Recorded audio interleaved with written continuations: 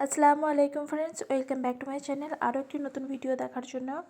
তো আজকে নাস্তাটি আমি নিয়ে চলে এসেছি একদম সিম্পল, হাতে 10 মিনিট থাকলেই আপনারা চটজলদি বানিয়ে নিতে পারবেন। তো বেলাবেলি এবং মাখামাখির ঝামেলা ছাড়াই আজকে নাস্তাটি তৈরি করে দেখাবো একদম অল্প সময়ে। আর ব্যাচেলার ছেলেদের জন্য তো একদম পারফেক্ট। অল্প সময় থাকলেই আপনারা এটা সকাল এবং সন্ধ্যায় বানিয়ে নিতে পারবেন। তো তার জন্য এখানে দেখুন আমি 1 কাপ মতো ময়দা নিয়েছি। এটা আপনারা আটা নিয়েও করতে পারেন। তো সাথে দিয়ে দিলাম স্বাদ মতো লবণ, আর এই দুইটি উপকরণ একটু মিশিয়ে নেব। তো এখানে এবার আমি পানি দিয়ে একটা মিশ্রণ তৈরি করে নেব। আর এই যে ময়দার ব্যাটারটাকে খুব ভালো করে মিশিয়ে নিতে হবে, এর মধ্যে কোনো রকম লাম্পস না থাকে। অল্প অল্প পানি দিয়ে আমি মিশিয়ে নিচ্ছি। আর শুরুতেই একটি রিকোয়েস্ট করে নিই আমার প্রিয় বন্ধুদের কাছে, ভিডিওটিতে একটি লাইক করে দেওয়ার অনুরোধ রইল। আর এখনও অবধি যারা সাবস্ক্রাইব করেননি, প্লিজ সাবস্ক্রাইব। আর এখানে দেখুন ময়দার যে ব্যাটারটা একদম সুন্দরভাবে মেখে নেওয়া হয়ে গেছে। তো এখানে দেখুন এইভাবে রাখতে হবে, খুব বেশি পাতলা নয় আবার খুব বেশি মোটাও নয়। তারপর আর একটি সামগ্রী রেডি করে নেব। তার জন্য এখানে আমি 3টে ডিম নেব। আপনারা কম বেশি করতে পারেন, যে হিসাবে বানাবেন এই নাস্তাটি সেই হিসাবে ডিম নিয়ে নেবেন। তো এখানে আমি 3টে ডিম নিয়েছি।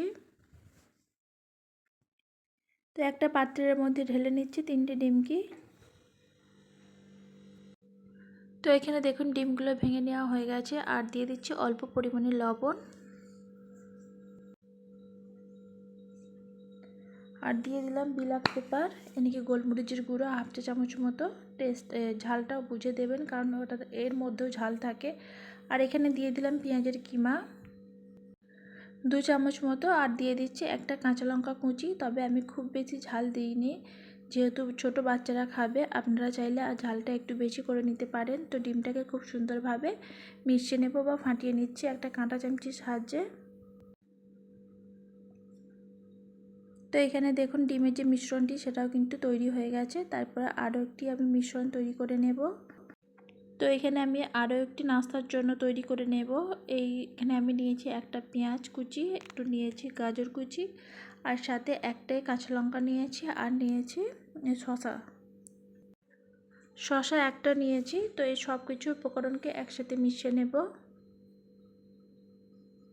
তো আরও একবার বলছি, আপনারা যদি ঝাল খেতে পারেন একটা লঙ্কার জায়গায় 2-4টেও বেশি করে দিতে পারেন। আর এখানে স্বাদ মতো লবণ দিয়ে দিলাম। লবণটা তবে বুঝে দিতে হবে, কারণ সব জিনিসের মধ্যেই লবণ দেওয়া আছে। আর এখানে দিয়ে দিচ্ছি একটু রেড চিলি সস, আর এখানে দিয়ে দিচ্ছি গ্রিন চিলি সস, আর অল্প পরিমাণে দিয়ে দিলাম পাতিলেবুর রস, আর এখানে কিছুটা দিয়ে দিচ্ছি ধনেপাতা কুচি। সব কিছু একসাথে ভালো করে মিশিয়ে নেব। এই নাস্তাটি কিন্তু দ্রুত হয়ে যায়, আপনারা একদম কম সময় থাকলে এই নাস্তাটি বানিয়ে নিতে পারবেন। আর একদম হেলদি নাস্তা। আপনারা চাইলে এই নাস্তাটি স্কুলের টিফিন এবং অফিসেও ক্যারি করতে পারেন। হাতে সময় না থাকলে এই নাস্তাটি বানিয়ে নিতে পারেন। আর এই সমস্ত কিছু বেসিক জিনিস সবারই ঘরেতে কম বেশি থাকে, আমাদের এগুলো রেগুলার ইউজ হয়। তো এগুলো সকলের ঘরেই থাকে। আপনারা চাইলে এই রেসিপিটি তৈরি করে একবার উপভোগ করুন। আর খেতে ভীষণ টেস্টি এবং হেলদি ব্রেকফাস্ট। একদম অল্প অয়েলের মধ্যে বা অল্প তেল দিয়ে এই নাস্তাটি তৈরি হয়ে যাবে। তো গ্যাস চুলার মধ্যে আমি তাওয়া বসিয়ে দিয়েছি। আপনারা চাইলে প্যানগুলোতেও করতে পারেন, ওগুলোতেও কিন্তু খুব সুন্দরভাবে তৈরি হয়ে যাবে। তো এখানে যে ময়দার ব্যাটারটা তৈরি করে রেখেছিলাম আমি 2 চামচ মতো দিয়ে দিলাম। আর এখানে কিন্তু আমি তেল দিইনি, যেহেতু এটা ননস্টিকের তাওয়ায় করে নিচ্ছি। প্রথমে তেল না দিলেও কিন্তু সমস্যা নেই, দেখবেন খুব সুন্দরভাবে উঠে যাচ্ছে। এবার যে মিশ্রণটি করে রেখে দিয়েছি ডিমের, সেটা রুটির ওপরে দিয়ে দিচ্ছি। তো এবারে যে ডিমটা আছে পুরোটা রুটির গায়ে মাখিয়ে নিয়েছি দেখুন। আর অল্প করে আমি তেল দিয়ে নিচ্ছি ওই হাতার করেই, খুব বেশি তেল আমি ব্যবহার করব না এই নাস্তাটিতে। তো ডিমের সাইডটা আমি উল্টে নিয়েছি, আর তার অপর সাইডটায় দেখুন অল্প করে দিয়ে দিলাম টমেটো কেচাপ। তো এবারে যে আমি শসার মিশ্রণটি তৈরি করে রেখেছিলাম বা স্টাফিংটা করে রেখেছিলাম সেটা দিয়ে দিচ্ছি। আর এই শসাটা দেখুন খুব সুন্দরভাবে নরমও হয়ে গেছে। তো এইভাবে আমি একটা রোলের শেপ দিয়ে নেব। আর এই পর্যায়ে কিন্তু গ্যাসটা মিডিয়াম রেখে দেবেন, আর হাই করে দিলে দেখবেন দ্রুত দেখবেন লাল হয়ে যাচ্ছে আর নাস্তাটি একটু শক্ত হয়ে যাবে।